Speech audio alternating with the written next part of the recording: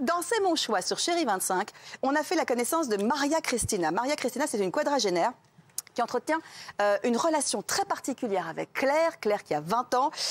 Je vous en dis pas plus, regardez, et on s'en parle juste après. Je pense que le débat va être houleux. Maria Cristina. Oui. Cette jeune fille, c'est votre fille? Non, mon ex-belle-fille. En fait, si je comprends bien, Claire, vous étiez la petite copine de sa fille. Voilà. C'est ça, depuis 2 ans. Comment vous avez annoncé ça, votre copine? C'est pas moi qui lui ai annoncé, en fait. C'est moi. Je dis voilà, je suis très amoureuse de Claire. Et là, en fait, mais elle a poussé des cris, mais alors, elle a déchiré sa robe, elle a jeté son portable, c'était horrible, quoi. Elle en a plus voulu à moi qu'à Claire. Bah, c'est normal. C'est normal. Plus à la mère. Oui, non, mais c'est normal, je comprends tout à fait. C'est une sensation que je crois qu'il y a très peu de gens qui l'ont connue. C'est un coup de foudre, mais vraiment réel. Oui, mais un coup de foudre, en fait. ça vaut le coup de mettre en danger sa fille et de la rendre triste? Pour un coup de foudre comme ça, oui. Alors, moi, je vous avoue que je suis un peu scotchée, parce que pour cette jeune fille, quelle double trahison, c'est terrible. C'est-à-dire votre amoureuse ou votre amoureux qui part avec votre père ou votre mère. Enfin, c'est un truc de dingue. Caroline, j'ai l'impression que vous n'êtes pas si choquée que ça. Non, parce que, bien sûr, la démagogie, enfin, la démagogie, l'esprit, non mais l'esprit populaire voudrait qu'on dise « Oh là là, mon Dieu, c'est horrible, comment ça peut arriver ?» Non mais attendez, je vous rappelle un truc, l'amour n'a pas de loi. D'accord. Non mais l'amour n'a pas de loi. Après, on fait ce qu'on peut. L'amour n'a pas de loi, je veux bien, Caroline, mais demain, votre fille, qui est encore toute petite, mais imaginons, elle revient avec un petit fiancé, que vous trouvez bien à votre goût. Et vous lui piquez le fiancé. Non mais je lui pique le fiancé, c'est pas ça l'histoire qui lui est arrivée à Marie-Christina, la pauvre. Elle ouvre sa porte, elle a un coup de foudre. Et bien là, vous avez le coup de foudre pour le fiancé de votre fille. Elle est accompagnée de sa fille et elle a un coup de foudre. Donc après, il faut juste assumer le fait qu'elles ont un coup de foudre qui est totalement interdit. Vous allez dévaster votre fille parce que vous avez un coup de foudre pour son fiancé. Vous allez y aller, vous. Ça voulait aussi dire que l'histoire entre les deux petites, là, franchement, elles n'allaient pas aller bien loin. Il n'y a pas un tabou, quand même, un tabou de... Évidemment, mais bien sûr que si. Bien sûr que si, que je le souhaite. Ça aussi, encore une fois, je le souhaite à personne. Je dis juste que je pense que le coup de foudre, c'est-à-dire le truc qui ne se contrôle pas, qui arrive comme ça, qui te tombe dessus, et c'est pour ça qu'on dit aussi de tomber amoureux, il n'y a pas à ce moment-là de morale qui existe. Normalement, c'est après, qu'est-ce qu'on en fait? C'est quand on a le choix, qu'est-ce qu'on en fait? Voilà. Mais on peut très bien tomber amoureux de l'amoureux de sa sœur. Je suis pas certaine qu'on puisse très bien tomber amoureux. Je pense que ça peut arriver. Maintenant, le truc, c'est ne pas y aller, parce que ça, c'est profondément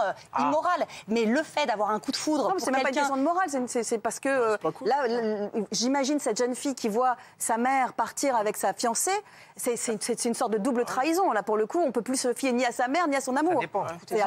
J'en connais pour cette jeune fille. C'est bien passé pour eux. Caroline, je reconnais que bon.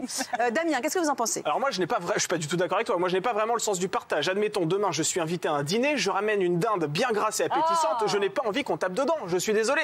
Pardonnez-moi, mais votre épouse a une dinde. Non, parce que c'est une métaphore j'essaie de culinaire. comprendre la métaphore là. Elle va être ravie. C'est une métaphore culinaire. Je ne compare pas mon épouse à une dinde, bien évidemment. Mais c'est vrai que j'aime pas quand on picore dans mon assiette. C'est tout. Après, toi, t'as des mœurs un peu particulières parce que je suis désolé. À partir du moment où c'est la famille, excuse-moi, ce que tu viens de dire, c'est 10 fois plus bizarre que ce que j'ai dit. C'est pas faux.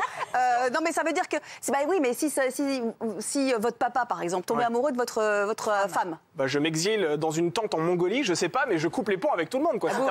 Oui, vous voudriez plus. Pour vous, ça, il aurait franchi une ligne jaune. Oui, après, c'est rédhibitoire. D'accord. Thibaut ? Il faut souligner quelque chose que personne n'a relevé. C'est le dilemme qu'il peut y avoir. Ça dépend.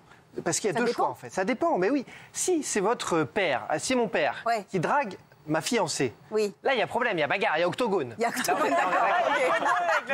Mais si c'est elle qui va vers lui, comme ça s'est peut-être un peu passé avec Marie-Christina, et là... On peut se dire que finalement... Que votre père étant un homme est faible, voilà. c'est normal qu'il ait craqué. Nous sommes tout à fait différents, complètement différents. Donc ça serait la faute... Alors, si c'est votre père, c'est de sa faute, et si c'est elle qui drague, ça sera de sa faute à elle, et donc c'est moins grave. Oui, en effet, parce que les hommes... On est tout à fait faibles, en tant qu'hommes, et on se fait avoir. Donc je peux le comprendre. Je ne le tolère pas, mais je peux le comprendre. Très bien. Vous comprenez la nuance? Écoutez, c'est subtil, mais je saisis, je le note. Émilie, pour terminer. Moi, je suis effarée, j'en peux plus, là. Des trois déglingos, d'accord? Imaginez le truc, c'est-à-dire qu'elle va faire nanonanette avec quelqu'un qui a fait nanonanette avec sa fille. C'est juste pas possible. Et moi, si ça devait m'arriver...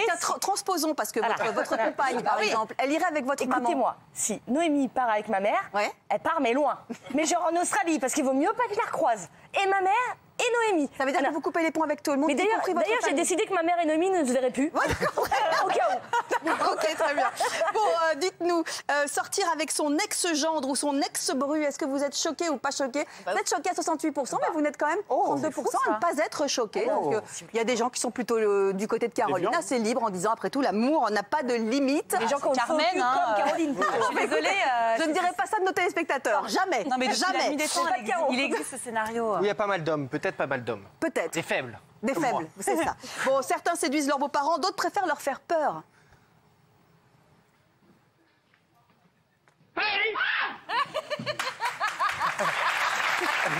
C'est mignon. Bon, c'est mignon.